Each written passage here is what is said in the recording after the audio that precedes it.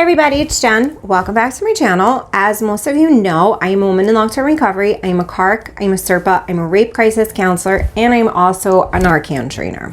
If you look at my description box down below, you'll find the link to all my social media, Amazon wish list, which I use to help people in my local community that are either just home, from incarceration, rehab, struggling, whoever, wherever, homelessness, if I can help them, I will. And you guys provide the items that allow me to do that.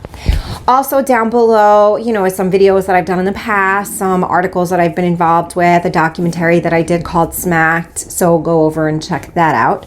And just a whole bunch of other, stuff about me.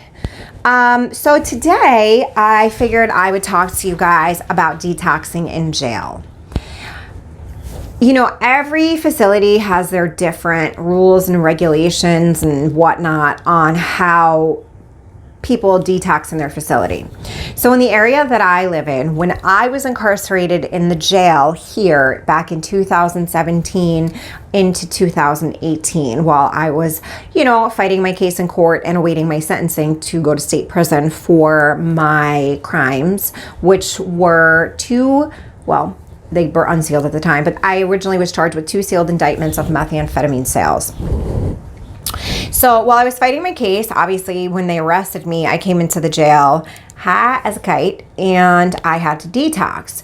So detox from methamphetamines is completely different than detoxing from heroin or any, each drug has their own detox to it, if you will. So in the past, previously, I had detox from opiates, and that is a hell all in its own. That is a hell big enough that you would think, if we have detoxed from it once before, we will never want to detox from it again. But sadly, that is just not the way addiction works. So detoxing from methamphetamines inside was horrific. So meth has a very long hang time, if you will. So depending on the route of transmission that you take it, whether you ingest it, how you ingest it, if you ingest it orally, anally, sniff it, shoot it, smoke it, it all has a different time frame that it lasts within your body. So for Jared and I, we primarily smoked it. He would sniff lines of it. I would do like hot rails. I didn't really enjoy sniffing lines of it because that shit burns like a motherfucking bitch. I actually would put it in our coffee every morning. So I would set up our coffee for the night before, and then I would either put a couple crystals in the filter, if I was feeling generous for the entire pot, because other people would probably drink it. Or I would just throw like a crystal or 2 in his and I's cup when I prepared our coffee in the morning. So we got arrested about 12:30 in the afternoon on a Friday.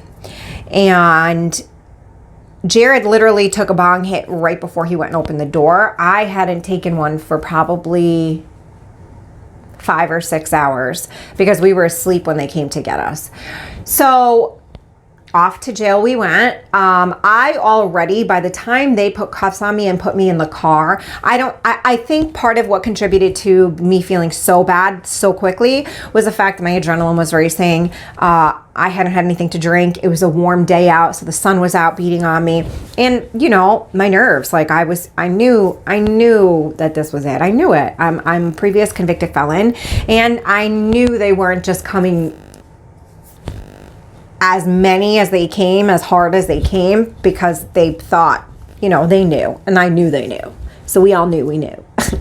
So they took us, they gave us this like whole big rigmarole, and they took us to a different town because the town where we lived didn't have a judge in, so they took us to a different town. They made us wait in the car for them to get a judge to come in. The judge that came in was super duper mean. Honestly, at that point in time, I should have been the only one going to jail. Everyone else should have gotten an appearance ticket and gotten released. They went super hard. In hindsight, gratefully, but at the time, not so much. So they went super hard. We all went to jail. We all got like $1,000 bails.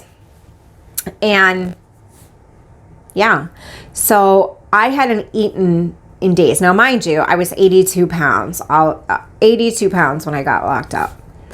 So food was not a priority on my list. It's not that when you're doing methamphetamines, it's not that you cannot eat. It's just that forget, and you know, you're so busy doing nothing that you forget. Like it's so weird. So I apologize if you guys could hear the wind blowing. We are having an exceptionally windy day here today. Today is Saturday the 6th, maybe. I'm probably wrong, but I don't know. Yeah, and it's ridiculously windy. I'm surprised. Hopefully, pray for us, we don't have any power outages because it's that windy. But so they automatically, when we got there, we had missed. They eat dinner really, really early in our county jail. Well, at least they did at that time. They ate dinner at like 4:30. Sorry, I'm looking at Lena coming over here being nosy. So by the time we got arrested, got to court, got arraigned, got transported to the jail, because the jail is an hour away from like where we live. We had missed all meals. So they gave us like a quick peanut butter and jelly sandwich that was there, and I ate it. I was locked in the cell and I ate it. And I was like, oh my God, like I could eat 15 of these right now. That's how hungry I was. Jared actually asked the officer that was checking us in, like, yo, can I give my girlfriend my sandwich? Like, she's hungry, please. And they were like, no. They could have given me an extra peanut butter sandwich. I wasn't killing anybody. Bitches was just hungry. Like I was starving. So the guys, I go a separate way. Obviously, I'm a female. I go to the female pod. I was there with another girl who was one of my snitches.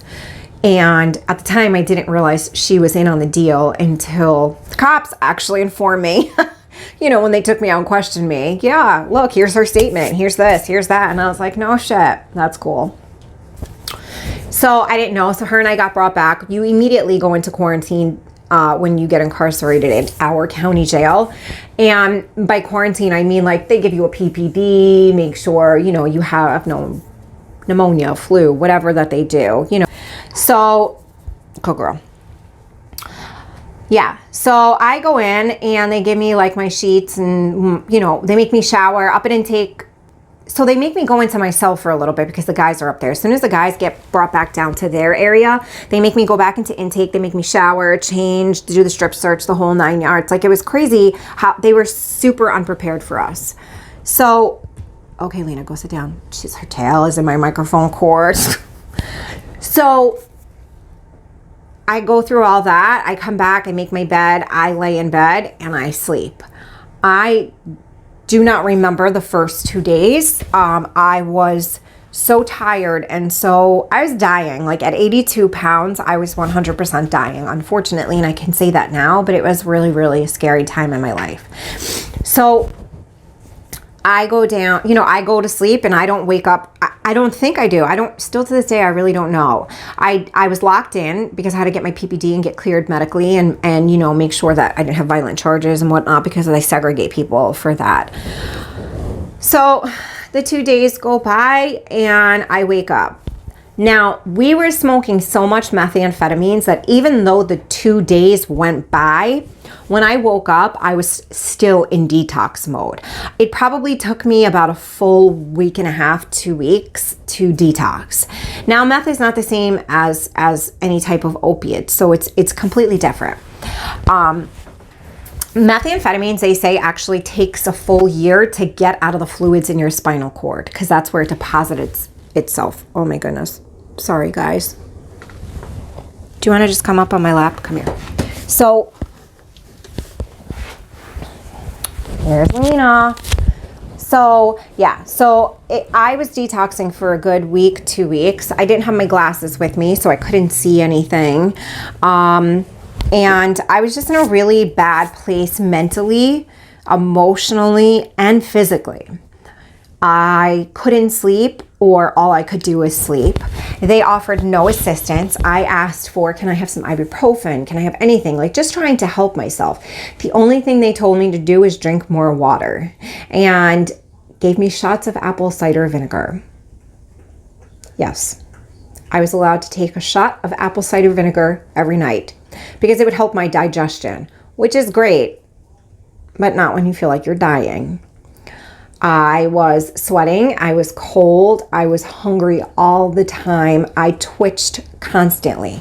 My sleep, I would twitch so hard in my sleep, I'd wake myself up to the point that I felt like I was falling off the bunk. It was just absolutely absurd. They wouldn't let me shower because I was locked in due to being, you know, not medically cleared right away. I had to beg for an extra blanket. Finally, for some odd reason, the nurse gave me an extra blanket because the place that we're in basically like a cinder block cell. It's freezing in there. Matter of fact, fast forward a few months to December, January, when I was still there, one of the girls put a cup of water on her floor underneath her rack, and it actually froze overnight. That's how fucking cold it was in there. Can't speak on it now, but then bad situation for the inmates. Inhumane, bordering on inhumane. We were not allowed to have any thermals. We weren't allowed to wear our jackets in the day room. We can only wear them in our bunks. And then at some point in time, when I was just getting ready to leave, when the season was switching over, because I went upstate in the spring, they were actually getting ready to take those jackets away. So I literally got no type of medically assisted treatment. And by medically assisted treatment, I mean, like, I didn't even get a fucking ibuprofen. Nothing, absolutely nothing. I put in calls constantly, like slips to go see the doctor. Nothing. The only reason why they allowed me to go see the doctor is because I was so far into my addiction, my period had stopped. And they were concerned that I possibly could be pregnant. And it wasn't the case. It was just the simple fact that I had been putting so many toxins in my body and polluting my body so badly that my system was literally shutting down. They then approved me because they were so scared of how small I was, they approved me for Ensure. As soon as I gained 10 pounds, they took me right off the Ensure. 10 pounds. So I went from 82 pounds to 92 pounds and they stopped the Ensure. Obviously it was working, it was helping, but they didn't believe in any type of medically assisted treatment. They didn't believe in any type of detox help, nothing. Literally, there would be days that I was so sick, whatever I would eat would go right through me, that I would just have to stay in my cell because I couldn't get off the toilet. Like, it was bad. And then, you know, during that first 2-week period, like a week and a half into it, that's when I got my first ticket, my first write-up. And from there, I went into lock for 65 straight days. I wasn't even fully done detoxing when I got locked in for 65 straight days. I spent Thanksgiving, Christmas, New Year's, my daughter's birthday, which is New Year's, and into the next part of January, incarcerated in lock by myself. It was absolutely debilitating to my mental well-being and my mental health. That was the absolute, and like I said, I've detoxed from opiates several times, but it's always been at home or I've gotten bailed out. So it wasn't as horrible because I was able to maintain it and probably take like a hydro here and there, you know, not do heroin, like, oh, I'll just take a hydro or a Valium or whatever the case may be. This was fucking horrible. I had no contact with anyone on the outside. I was not allowed to use the phone. I was not allowed to have anything, any type of medically assisted treatment, any type of anything to make me as a human being feel more comfortable in any way, shape, or form. Like I said, back in 2017, 2018, Delaware County Jail was absolutely brutal. Pastor Derek was my saving grace and shining light through that entire situation. That man, I literally would count down the hours till the next time I got to see him because he was the only one who treated me like a human being. It was absolutely grueling, but I know how strong I am because of it. So I just thought I would give you guys a little insight of what it's like to detox inside of a jail. You know, inside of our county jail, because I've heard some other jails are fantastic. At that time, we had no access to medically assisted treatment. We were not allowed extra showers because we were sweating to death, like profusely, like to the point that I would have to change my bra and panties and socks because I was sweating so horribly. We got any type of extra anything. That extra blanket I had for about 3 days. I was being filmed for Smacked and I got that extra blanket. And as soon as Smacked was done being filmed, it was taken away from me. So, and the nurse was the one who was in charge of doing all that. And if you watch the video Smacked, she is in it. And she's the one who gave me the blanket and she's the one who took the blanket from me. I'll just leave that like that. So just to give you guys an update on Anthony, unfortunately right now we still don't have any definitive answers. It's looking about a year. It absolutely breaks my heart to think that he can possibly be in there for a year. All his information will be in the description box down below. Please feel free to write him, send him books if you want through Amazon. You know, even just a postcard. If you guys need the price of a stamp reimbursed, just send me your Venmo and I'll reimburse it for you. I hope you guys all had an amazing, beautiful weekend. Remember, we recover loudly, so those behind us do not suffer in silence. If you guys need anything from me, please reach out. I'm a little overwhelmed at the moment.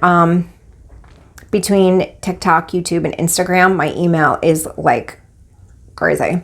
And we are coming to the end of the police committee that I sit on, the police reform committee that I sit on.